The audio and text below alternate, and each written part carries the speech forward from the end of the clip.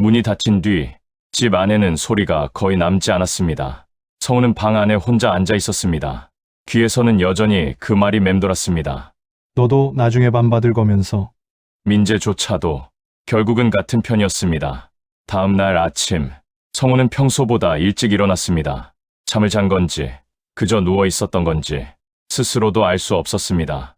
거실로 나왔을 때 이미 세 사람이 움직이고 있었습니다. 박스가 쌓여 있었습니다. 책장이 비워지고 있었습니다. 액자가 벽에서 떼어지고 있었습니다. 성우는 그 광경을 가만히 바라봤습니다. 민수가 성우를 봤습니다. 아버지, 아침 드셨어요? 대답 대신 성우는 부엌으로 걸어갔습니다.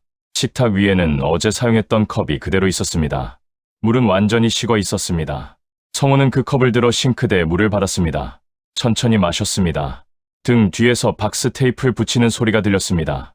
찢어지는 소리, 쌓이는 소리. 40년을 살았던 집이 하루 만에 해체되고 있었습니다. 하지만 이날 성우는 결심했습니다. 더 이상 가만히 있지 않기로. 성우는 방으로 돌아가 서랍을 열었습니다. 오래된 수첩이 있었습니다. 표지는 낡았지만 안에 적힌 글씨는 또렷했습니다. 전화번호부였습니다. 성우는 한 번호를 찾았습니다. 이영수 변호사. 20년 전 아내가 돌아가셨을 때 유언장 작성을 도와줬던 사람이었습니다. 성우는 휴대폰을 꺼내 천천히 번호를 눌렀습니다. 신호가 갔습니다. 한 번, 두 번, 세 번. 여보세요? 낯익은 목소리였습니다. 성우는 천천히 입을 열었습니다. 이 변호사님, 저 박성우입니다.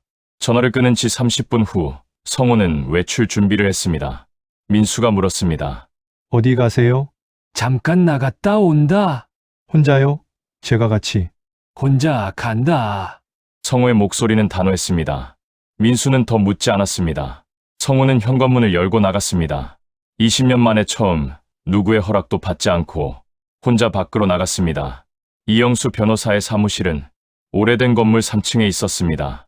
엘리베이터는 없었습니다. 성우는 천천히 계단을 올라갔습니다. 숨이 찼지만 멈추지 않았습니다. 사무실 문을 열었을 때 이영수 변호사가 일어나 맞았습니다. 박성우님, 오랜만입니다. 악수를 나눴습니다. 이영수의 손은 따뜻했습니다. 앉으세요. 이제 무슨 일이신지 말씀해보세요. 성우는 천천히 이야기를 시작했습니다. 아들이 가져온 서류의 서명부터 아들, 며느리의 통째까지, 아들이랑 같이 온 변호사 방문까지 모든 것을 말했습니다. 이영수는 고개를 끄덕이며 들었습니다. 중간에 메모를 했습니다. 성우의 이야기가 끝났을 때 이영수는 잠시 침묵했습니다. 그리고 천천히 입을 열었습니다. 박성우님, 지금 상황이 심각합니다.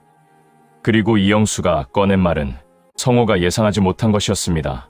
성우님 아드님이 찾아간 변호사, 김지원이라고 하셨죠? 아, 네. 제가 알아봤는데요. 이영수가 서류를 꺼냈습니다. 분쟁과 노인 재산 관련 사건을 자주 맡아온 변호사입니다. 여러 건의 논란이 있었던 인물입니다. 성우는 서류를 내려다봤습니다. 신문기사 스크랩이었습니다. 노인 재산 편취 사건, 변호사 김지원 연루 의혹. 성우의 손이 떨렸습니다. 아들분이 그냥 집을 가져가려는 게 아닙니다. 이영수가 말을 이었습니다. 집을 담보로 대출을 받고 연금을 빼돌리고 모든 재산을 정리한 다음 이영수가 잠시 멈췄습니다. 박성우님을 요양원에 보낼 겁니다. 성우는 숨이 멎는 것 같았습니다. 성년 후견인 지정 신청서 기억하시죠? 아, 네. 그게 바로 그겁니다. 법적으로 박성우님을 무능력자로 만들어서 아드님이 모든 걸 통제할 수 있게 하는 거죠. 성우는 의자에 기댔습니다. 요양원. 그 단어가 머릿속에서 울렸습니다. 그럼 나는 어떻게 해야 합니까? 이영수가 성우를 똑바로 봤습니다. 싸워야 합니다. 성우는 사무실 나와 천천히 계단을 내려갔습니다. 손에는 서류 봉투가 들려 있었습니다. 재산권, 보호 신청서, 성년 후견인 지정 취소 신청서, 부당이득 반환 청구서, 모두 이영수가 준비해 준 것들이었습니다. 성우는 버스 정류장에 앉아 그 서류들을 천천히 펼쳐봤습니다. 글자 하나하나가 눈에 들어왔습니다. 40년 만에 처음 자신의 권리를 되찾기 위한 서류였습니다. 집으로 돌아왔을 때 거실은 거의 비어 있었습니다. 박스들은 모두 현관 쪽으로 쌓여 있었습니다. 민수가 성우를 봤습니다. 어디 갔다 오세요? 성우는 대답하지 않았습니다. 그저 방으로 걸어갔습니다.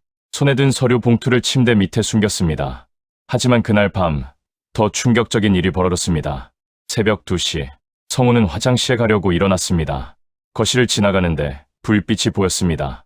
주방 쪽에서 들려오는 목소리, 성우는 발소리를 죽이고 가까이 갔습니다. 민수와 수진이었습니다. 민수의 목소리가 들렸습니다. 내일 요양원 상담 예약했다고 수진이 물었습니다.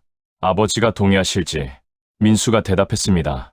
의사 소견만 나오면 자신이 결정하는 거라고. 집은 이미 자신의 명에, 다음 주 매매 계약 3억 2천에 팔면 대출 갚고 2억 남는다고. 수진이 작게 웃었습니다. 그리고 민수가 말했습니다. 이제는 당신 친정 빚 5천만 원으로 갚아주면 조용히 있을 거야. 두 사람이 웃는 소리가 들렸습니다. 성우는 천천히 뒤로 물러났습니다. 방으로 돌아와 문을 닫았습니다. 침대에 앉아 있는데 손이 떨렸습니다. 하지만 이번에는 두려움 때문이 아니었습니다. 분노 때문이었습니다. 성우는 침대 밑에서 서류 봉투를 꺼냈습니다. 그리고 펜을 꺼냈습니다. 하나씩 천천히 서명을 했습니다. 재산권 보호 신청서 박성우, 성년 의견인 지정 취소 신청서 박성우, 부당이득 반환 청구서 박성우. 펜을 놓았을 때 밖에서 해가 뜨기 시작했습니다. 성우는 창문을 열었습니다. 찬 바람이 들어왔습니다. 40년 만에 처음 성우는 웃었습니다. 아침이 되었습니다. 민수가 방문을 두드렸습니다. 아버지, 오늘 나가실 데 있어요. 성우가 문을 열었습니다. 어디? 상담 받으러요. 건강검진 같은 거예요. 성우는 고개를 끄덕였습니다. 알았다. 민수는 의아한 표정을 지었습니다. 평소 같으면 물어봤을 텐데 오늘은 순순히 따르는 모습이었습니다. 그럼 준비하세요. 민수가 문을 닫고 나갔습니다. 성우는 옷을 갈아입었습니다. 그리고 서류 봉투를 가방에 넣었습니다. 거울을 봤습니다. 71세 노인이 서 있었습니다. 하지만 눈빛은 달랐습니다. 차 안에서 민수는 계속 운전만 했습니다. 말이 없었습니다. 성우도 말하지 않았습니다. 차는 병원이 아닌 낯선 건물 앞에 섰습니다. 실버타운 상담센터. 민수가 말했습니다. 여기서 잠깐만 상담 받으시면 돼요. 성우는 차에서 내렸습니다. 건물 안으로 들어갔습니다. 상담실 문이 열렸습니다. 하지만 성우는 그 방에 들어가지 않았습니다. 복도 끝 비상구 쪽으로 걸어갔습니다. 그리고 계단을 올라갔습니다. 그 순간 성우는 알았습니다. 이제 돌아갈 곳이 없다는 것을. 하지만 동시에 이제 잃을 것도 없다는 것을. 성우는 건물 밖으로 나와 택시를 잡았습니다. 법원으로 가주세요. 기사가 고개를 끄덕였습니다. 차가 출발했습니다. 성우는 뒤를 돌아보지 않았습니다. 손에는 서류 봉투가 꽉 쥐어져 있었습니다. 그날 오후 성우는 법원에 서류를 제출했습니다. 접수증을 받았습니다. 사건 번호 2026-XXXX. 성우는 그 종이를 가방에 넣었습니다. 그리고 법원 밖으로 나왔습니다. 휴대폰이 울렸습니다. 민수였습니다. 20통 넘게 부재 중 전화가 있었습니다. 성우는 전화를 받지 않았습니다. 그저 전원을 껐습니다. 40년 만에 처음 성우 씨는 싸우기로 했습니다. 하지만 이것은 시작일 뿐입니다. 오부에서는 더 가혹한 선택이 기다립니다. 가족을 지킬 것인가? 자신을 지킬 것인가? 당신이라면 어떤 선택을 하시겠습니까?